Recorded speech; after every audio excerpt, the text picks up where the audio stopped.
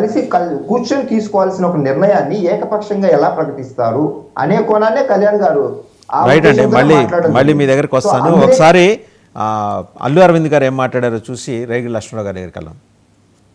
సమస్యలు ఉన్నాయండి.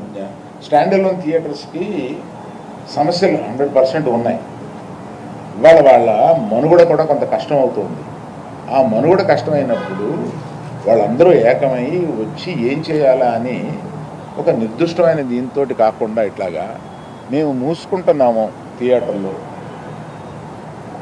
ఇప్పుడు మీరు మాతో సంభాషణకి రండి, అది నాకు నచ్చక నేను వెళ్ళలేదు, అందరికీ వెళ్ళొద్దు అని చెప్పాను. మీరు దయచేసి నేను మీకు కొన్ని ప్రశ్నలు ఉంటాయి, మీరు ప్రశ్నలు అడగవచ్చు. కేవలం మనం ఈ సమస్య వాళ్ళు మాట్లాడుకున్న దానికి పరిమితం చేయకపోతే జనరల్గా ఏమవుతుందంటే మీరు ఏదో అడుగుతారు, నేను ఏదో చెప్తాను, అది హెడ్డింగ్లోకి వెళ్ళిపోతుంది. అలా కాకుండా ఇవాళ హెడ్డింగ్ 1500 థియేటర్లు ఉంటే నా దగ్గర 15 మాత్రమే ఉన్నాయి, ఆ నలుగురిలో నేను లేను. ఛాంబర్ ముందుకు రావాలండి. నేను ఛాంబర్లో ఏ పొజిషన్ తీసుకోను. నేను ఎప్పుడన్నా ముఖ్యమైన సంఘటనలు ఇలాంటివి ఎప్పుడన్నా ఉన్నప్పుడు వాళ్ళు పిలుస్తూ ఉంటారు. నేను వెళ్ళి పెద్దగా నేను చెప్పేసి వచ్చేస్తూ ఉంటాను. నేను రెగ్యులర్గా జరిగే ఛాంబర్ మీటింగ్స్కి అది వెళ్ళను. నిన్న అంటే కావాలని నిన్న పిలిచారండి.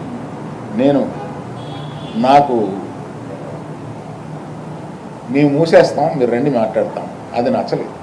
అంటే మాలో మేము పరిష్కరించుకుంటాం అన్నది ఏంటంటే నిర్మాత, డిస్ట్రిబ్యూటరు, ఎగ్జిబిటర్ మధ్యలో సమస్యలు ఉంటే మేము పరిష్కరించుకుంటాం. నిజమే కదండి. పవన్ కళ్యాణ్ గారు బాధపడింది 100% నిజం. ఆయన సినిమా వస్తుంటే మేము థియేటర్ మూసేస్తాం అని అంటే ఆయన బెదిరిస్తున్నారా సమస్య ఉన్నాయండి.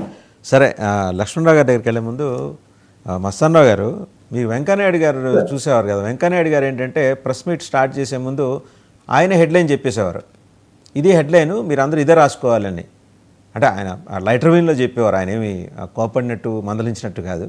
అట్లాగే మన అల్లు అరవింద్ గారు కూడా అదే ఫార్ములాని అడాప్ట్ చేసుకుని ఆ నలుగురిలో నేను లేను, ఇట్లు అల్లు అరవింద్ కింద ట్యాగ్ లేను, ఇది పెట్టి వేసుకోండి అని చెప్పి ఇంకంతకు మించి ఏం అడగద్దు. అడిగితే పుష్ప గురించి మాట్లాడాల్సి వస్తుంది అనుకున్నారేమో. సరే లక్ష్మణరావు గారు మీరేమంటారండి ఓవరాల్ పిక్చర్ మీద?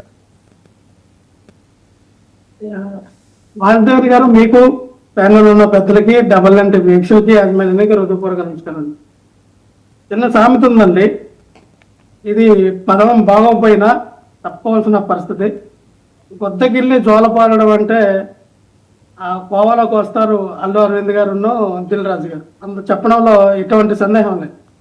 ఎందుకంటే చాలా ముదుర్లు, సినిమా ఇండస్ట్రీలో ముదుర్లు ఎవరైనా ఉన్నారంటే అల్లు అరవింద్ గారు, దిల్ రాజు గారిని చెప్పడంలో అత్యంత. ఇక్కడ ఆ నలుగురిలో నేను లేను, ఆయన ఏమంటాడు, ఆ నలుగురిలో నేను లేను. అయితే మిగతా ఉన్న నలుగురిలో ఎవరు? మిగతా నలుగురు అంటే ఈ నలుగురు కాక ఇంకో నలుగురు ఉన్నారా? ఆ నలుగురు కాక ఇంకో నలుగురు ఉన్నారా? దిల్ రాజు గారు అన్నట్టుగా ఈ నలుగురే కాదు 10 మంది ఉన్నారు. ఆయన ఇంకో మాట కూడా అన్నారు, అసలు థియేటర్లు బంద్ చేస్తామని ప్రతిపాదన తీసుకొచ్చిందే జనసేన పార్టీకి సంబంధించిన వ్యక్తి, మేము కాదు అని చెప్తా ఉన్నాం. ప్రతిది కూడా ఆ సత్యనారాయణ అన్న వ్యక్తి ఆయనే ప్రతిపాదన తీసుకొచ్చారు.